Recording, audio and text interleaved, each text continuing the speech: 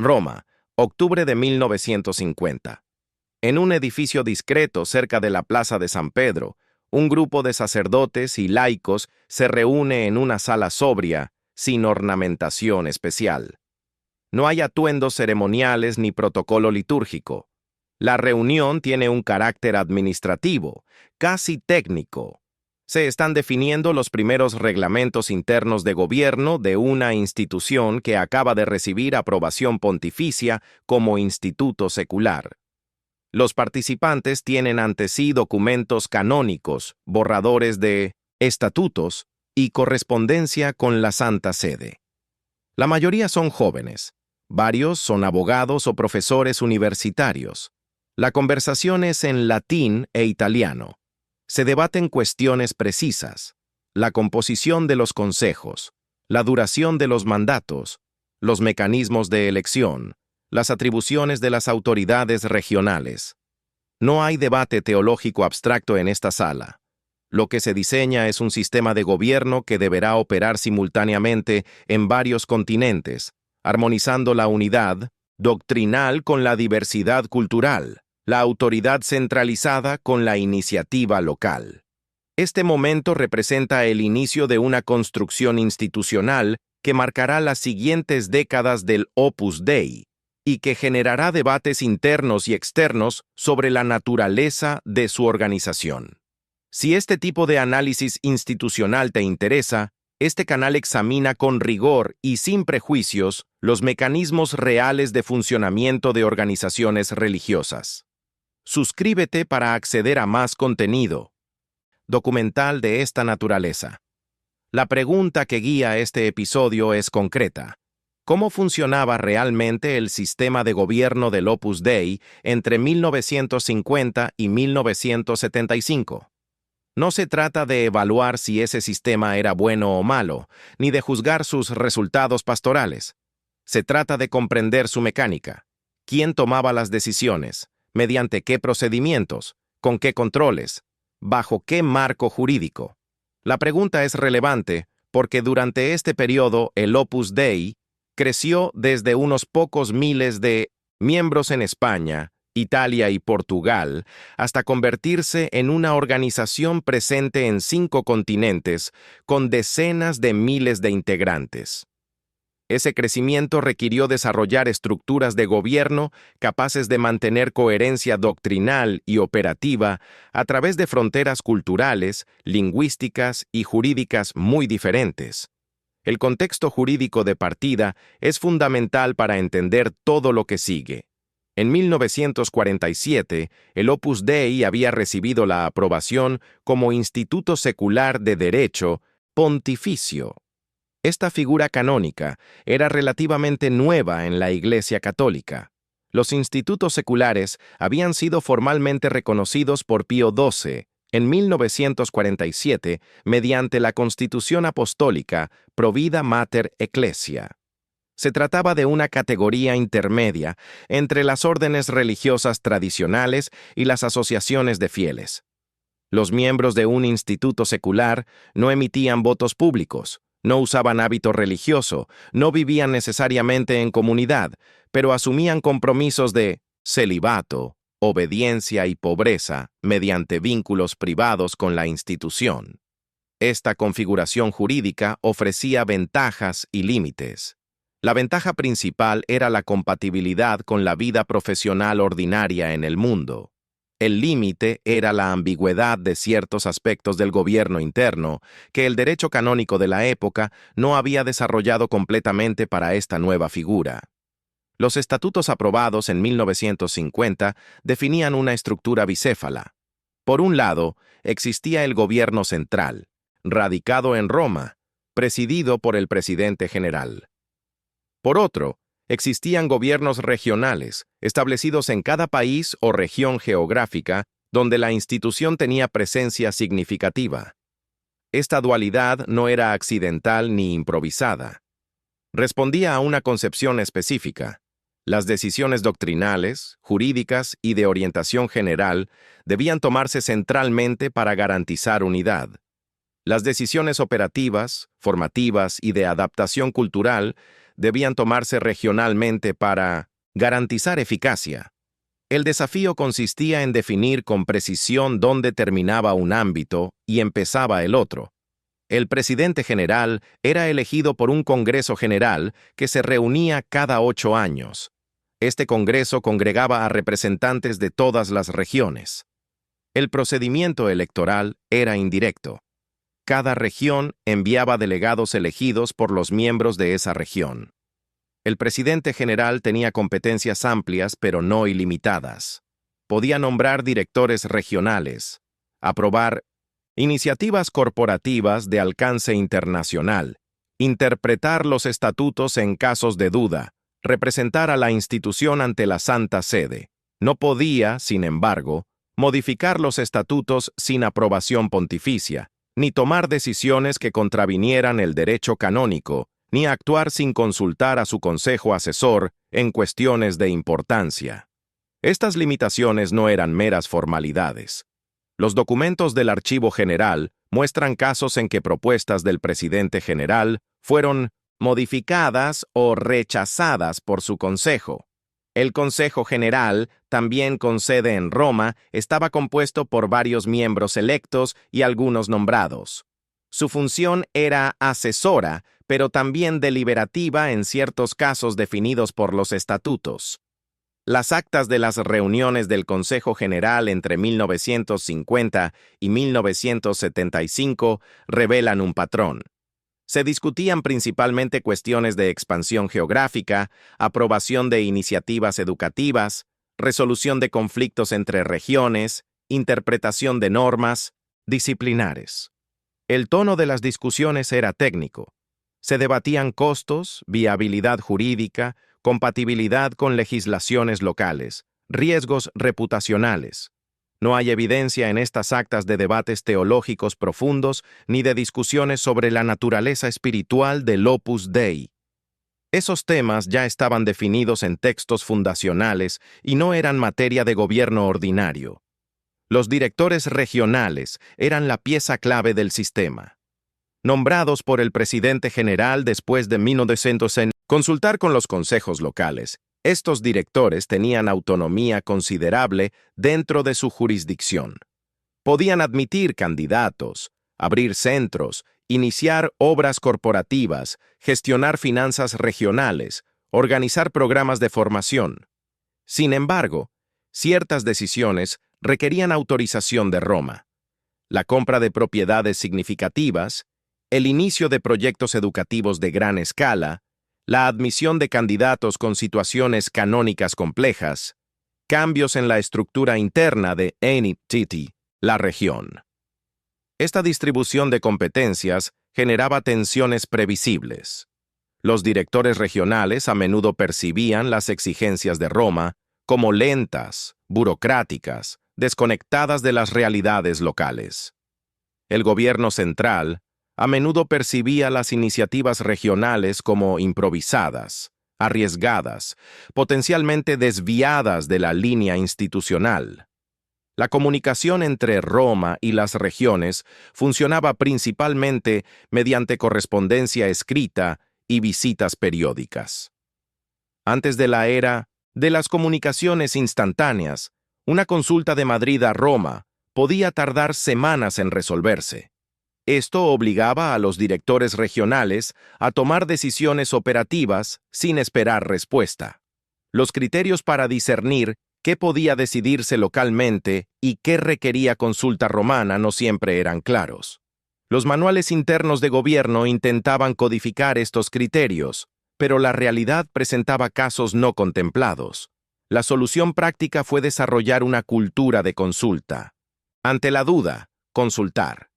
Esto ralentizaba procesos, pero reducía conflictos posteriores. Un aspecto crucial del gobierno interno era la formación de los miembros. El Opus Dei había desarrollado desde sus orígenes un sistema intensivo de formación espiritual y doctrinal para sus integrantes. Esta formación no era solo catequética, incluía también instrucción sobre el funcionamiento institucional, los principios de gobierno, las responsabilidades mutuas. Los miembros recibían formación sobre cómo funcionaba la estructura de gobierno? ¿Qué decisiones podían tomar autónomamente en su vida profesional?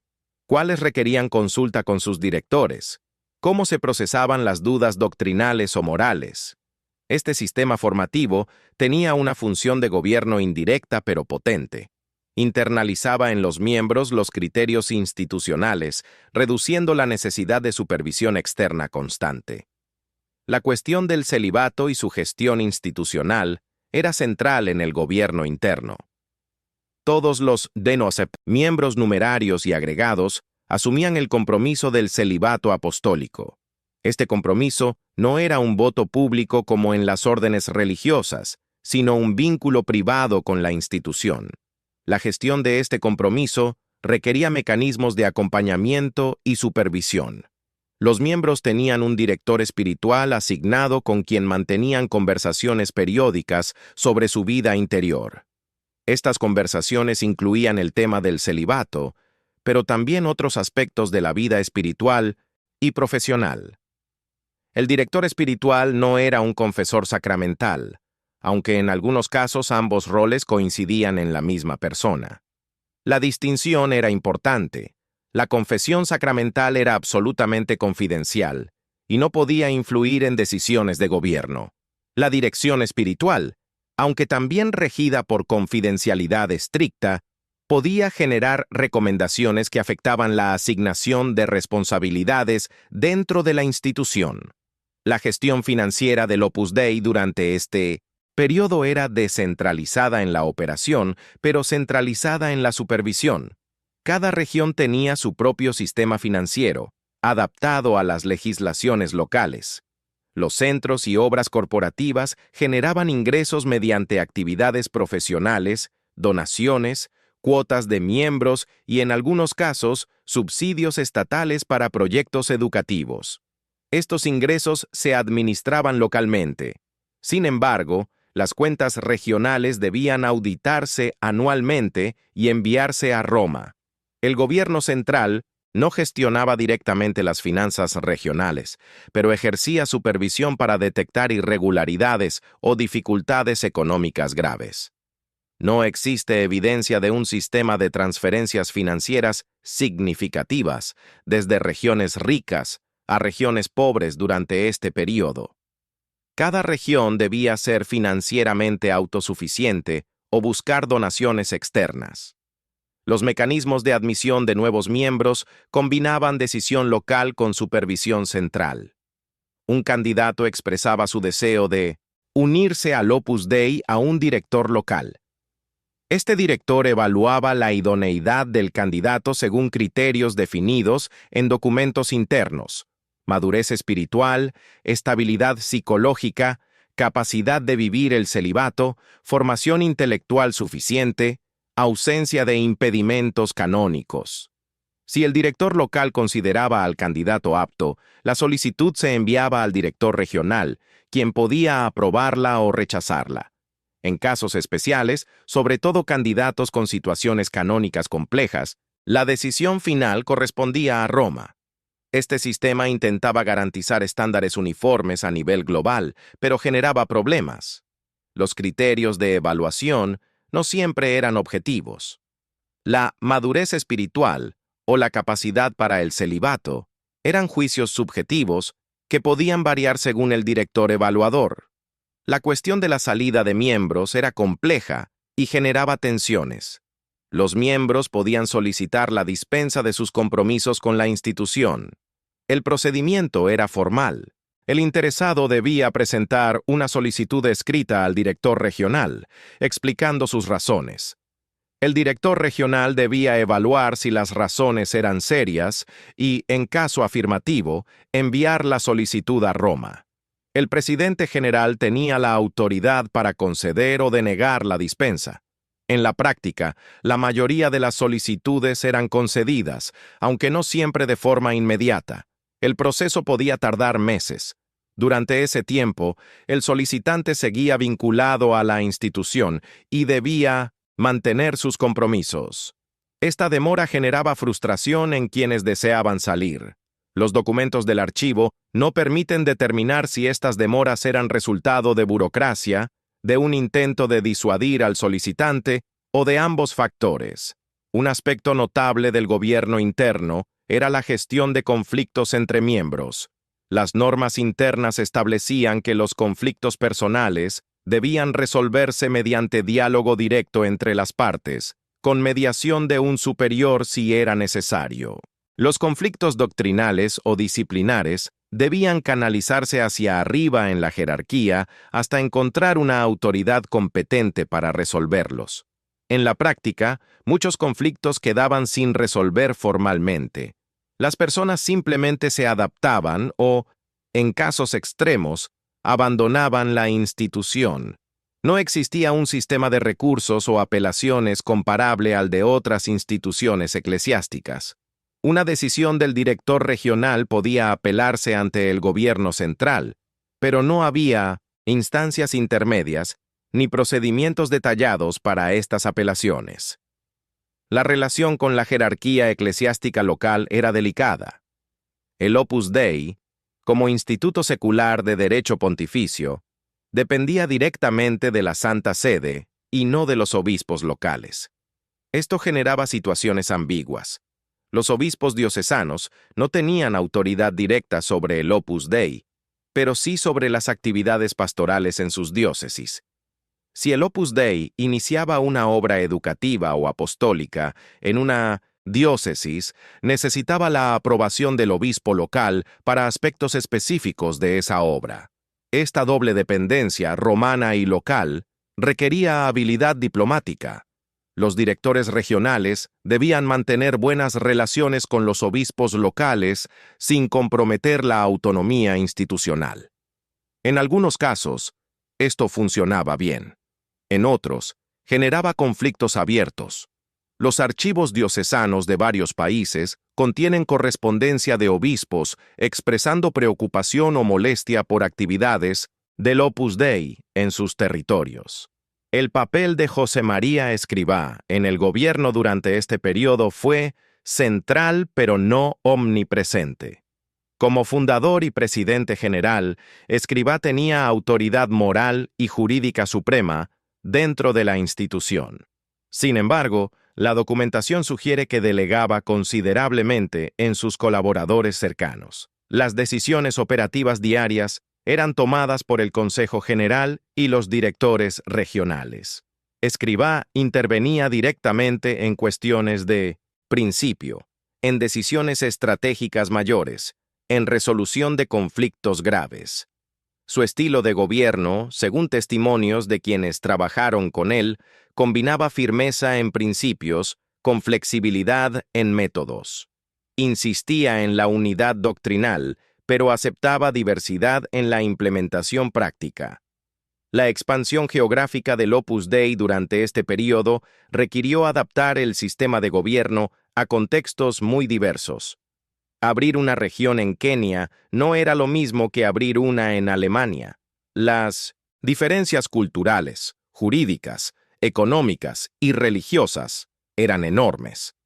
El gobierno central desarrolló una política de adaptación controlada. Los principios fundamentales, la formación espiritual básica, los compromisos de los miembros eran uniformes en todo el mundo. Los métodos pastorales, las iniciativas concretas, las formas de financiación podían variar según el contexto. Esta política no siempre se implementó sin conflictos. Algunos directores regionales querían más autonomía para adaptar la institución a sus contextos. Algunos miembros del gobierno central temían que demasiada adaptación diluyera la identidad institucional. Los centros de estudios, residencias universitarias y otras obras corporativas eran piezas importantes en el sistema de gobierno. Estos centros servían múltiples funciones, eran lugares de formación para miembros y aspirantes, generaban presencia institucional en ámbitos universitarios y profesionales, producían ingresos para sostener la obra regional.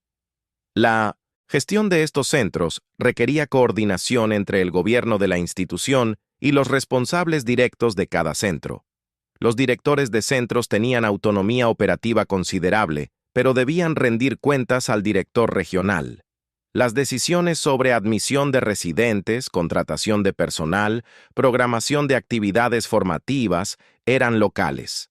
Las decisiones sobre compra de inmuebles, endeudamiento significativo, cambios en la orientación educativa del centro, requerían aprobación regional o central. La cuestión de la transparencia interna era limitada. Los miembros ordinarios del Opus Dei no tenían acceso a información detallada sobre las finanzas institucionales, las decisiones de gobierno, los debates internos del Consejo General. Esta opacidad era justificada institucionalmente como necesaria para la eficacia y para evitar divisiones internas. Los críticos, tanto externos como algunos internos que posteriormente salieron, argumentaban que esta opacidad dificultaba la rendición de cuentas y facilitaba abusos. No hay evidencia documentada de corrupción financiera sistemática durante este periodo, pero la ausencia de evidencia no es evidencia de ausencia en un contexto de opacidad estructural. El sistema disciplinar del Opus Dei era interno y discreto. Las faltas contra las normas institucionales podían ser menores o graves. Las faltas menores se corregían mediante amonestaciones del director espiritual o del superior local. Las faltas graves, como violaciones del celibato, conductas escandalosas públicas, desviaciones doctrinales graves, podían resultar en sanciones más severas, restricción de responsabilidades, alejamiento temporal de centros comunitarios, en casos extremos, expulsión. El procedimiento disciplinar no estaba detalladamente codificado en documentos accesibles. La discrecionalidad del director regional y del gobierno central era amplia. Esto generaba riesgo de arbitrariedad, aunque también permitía adaptación a circunstancias particulares.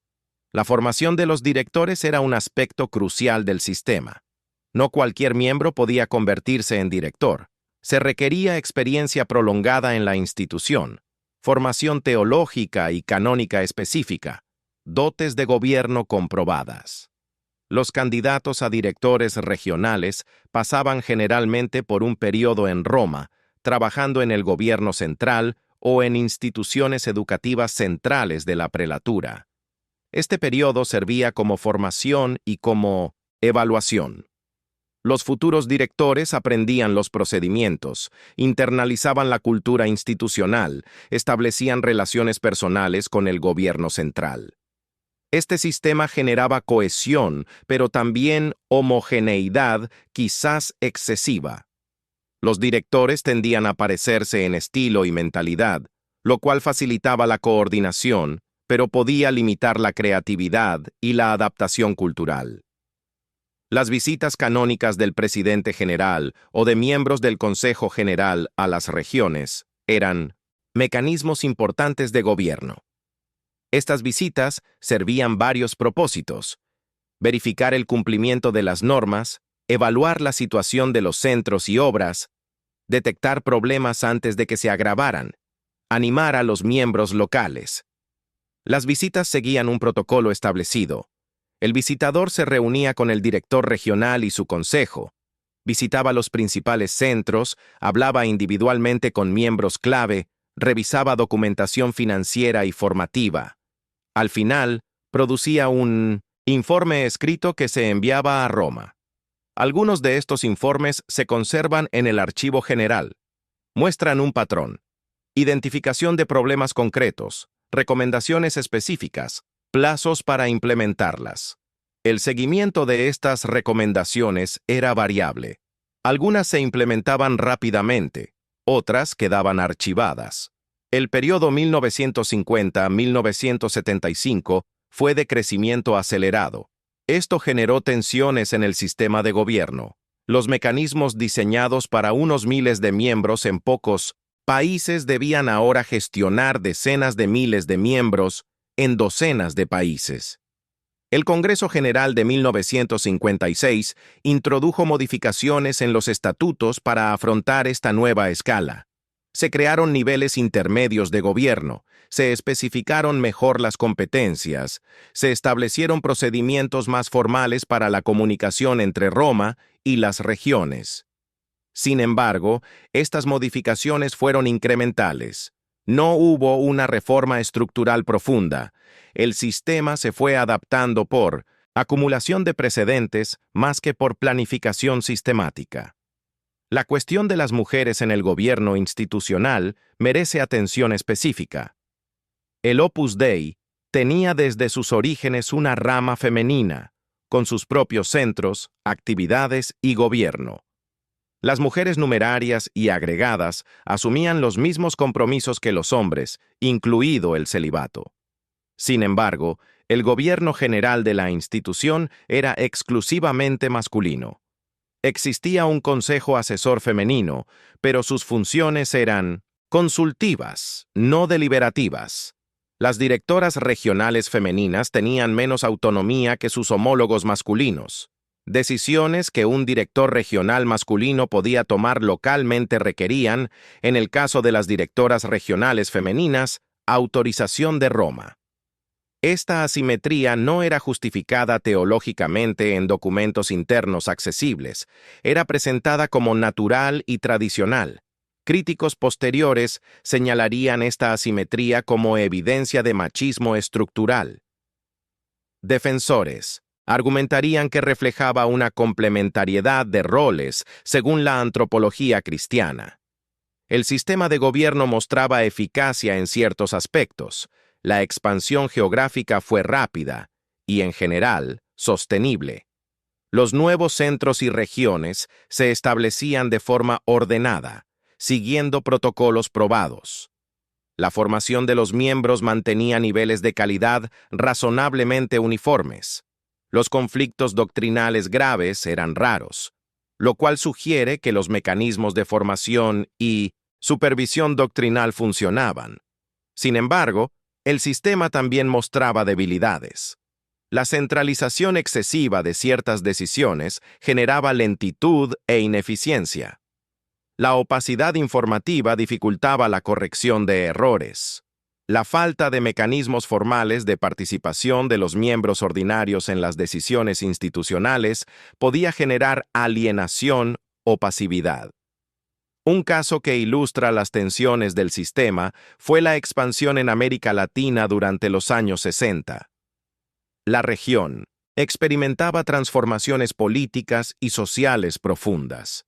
Los movimientos de izquierda ganaban influencia en universidades y sectores populares. La Iglesia Católica Latinoamericana estaba polarizada entre sectores conservadores y sectores influidos por la teología de la liberación.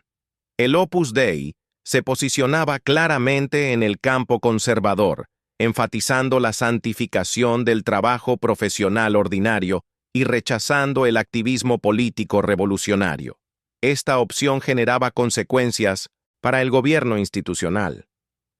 Los directores regionales en países como Chile, Perú o México debían navegar contextos políticamente volátiles. Necesitaban proteger a los miembros de riesgos de violencia política, evitar que la institución fuera identificada públicamente con regímenes autoritarios de derecha, mantener la neutralidad política formal mientras promovían valores sociales conservadores. Roma emitía directrices generales, pero dejaba a los directores regionales considerable margen de maniobra. Esta delegación pragmática funcionó en general, aunque hubo episodios problemáticos. La preparación para el Concilio Vaticano II y sus consecuencias inmediatas afectaron el gobierno del Opus Dei. El concilio, celebrado entre 1962 y 1965, promovió la colegialidad episcopal, la participación de los laicos en la Iglesia, la apertura al mundo moderno. Estos énfasis conciliares generaban preguntas sobre el modelo de gobierno del Opus Dei. ¿Era compatible la estructura fuertemente centralizada y jerárquica de la institución con el espíritu colegial del concilio? ¿Debían los miembros laicos tener mayor participación en las decisiones institucionales? Los documentos internos del Opus Dei de este período muestran que estas preguntas se plantearon, pero no generaron cambios estructurales significativos. La interpretación institucional fue que el concilio no exigía modificar el modelo de gobierno de los institutos seculares, que podían mantener estructuras jerárquicas siempre que fueran coherentes con el derecho canónico. El Congreso General de 1970 fue un momento importante. Se reunió en un contexto posconciliar de fermentación eclesial. Algunos miembros plantearon la posibilidad de introducir mecanismos de mayor participación de los miembros ordinarios en el gobierno. Estas propuestas no prosperaron. El Congreso reafirmó el modelo tradicional con ajustes menores. La justificación era doble. Primera, el modelo vigente había demostrado eficacia en el crecimiento y consolidación de la institución. Segunda, la unidad doctrinal y operativa requería una autoridad centralizada capaz de tomar decisiones rápidas y vinculantes. El debate no fue acalorado ni divisivo, según las actas. Hubo discusión, pero finalmente consenso en torno a la continuidad. En 1975, José María Escrivá murió. Este evento marcó el final del periodo fundacional del gobierno institucional. Su sucesor, Álvaro del Portillo, había sido pieza clave del gobierno durante todo el periodo analizado. Era el secretario general del Opus Dei desde 1940. Conocía íntimamente todos los aspectos del sistema. Su elección como sucesor fue unánime en el Congreso General Extraordinario convocado tras la muerte de Escrivá. Esta continuidad en el liderazgo garantizó que el sistema de gobierno no experimentara cambios bruscos. Del Portillo mantuvo las estructuras vigentes, introdujo algunas reformas procedimentales menores y preparó la transformación jurídica del Opus Dei en prelatura personal, que se concretaría en 1982. El análisis del gobierno interno del Opus Dei entre 1950 y 1975 revela una institución que combinó efectivamente centralización doctrinal con descentralización operativa. El sistema permitió un crecimiento rápido y geográficamente diverso, manteniendo coherencia institucional. Sin embargo, este mismo sistema generó tensiones estructurales entre autonomía regional y control central, entre eficacia administrativa y participación de los miembros, entre adaptación cultural y uniformidad doctrinal. Estas tensiones no se resolvieron durante el periodo analizado. Se gestionaron mediante una mezcla de reglas formales, precedentes informales y delegación pragmática de autoridad. El gobierno del Opus Dei durante este periodo no fue democrático en el sentido moderno del término. No hubo elecciones directas de autoridades por parte de todos los miembros, ni mecanismos de control democrático del poder. Fue un gobierno jerárquico, basado en la autoridad delegada desde arriba. Sin embargo, tampoco fue un gobierno autocrático sin límites. Había reglas, procedimientos, instancias consultivas, obligación de rendir cuentas ante la Santa Sede. La naturaleza exacta de este sistema, si debe clasificarse como autoritario, paternalista, jerárquico consultivo u otra categoría, es materia de interpretación que excede los límites de este análisis descriptivo. Un aspecto final merece consideración: la relación entre el modelo de gobierno del Opus Dei y los modelos de gobierno corporativo contemporáneos. Durante los años 60 y 70, las grandes corporaciones multinacionales estaban desarrollando estructuras de gobierno similares, en algunos aspectos a las del Opus Dei. Sedes centrales con funciones estratégicas y de supervisión, filiales regionales con autonomía operativa, sistemas de comunicación vertical, culturas corporativas fuertes para garantizar cohesión.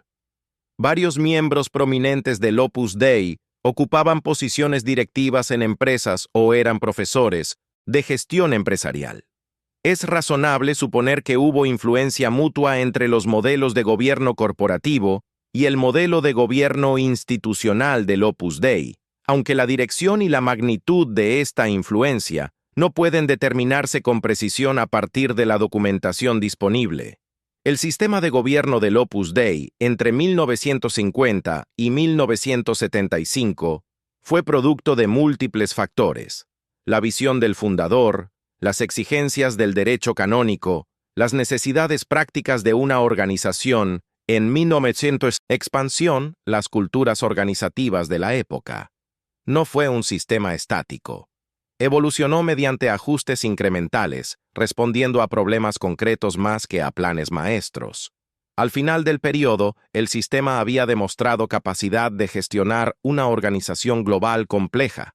También había revelado limitaciones estructurales que generarían debates en décadas posteriores. Pero esos debates caen fuera del marco temporal de este análisis. Este documental ha explorado los mecanismos reales de gobierno de una institución que sigue generando interés y controversia.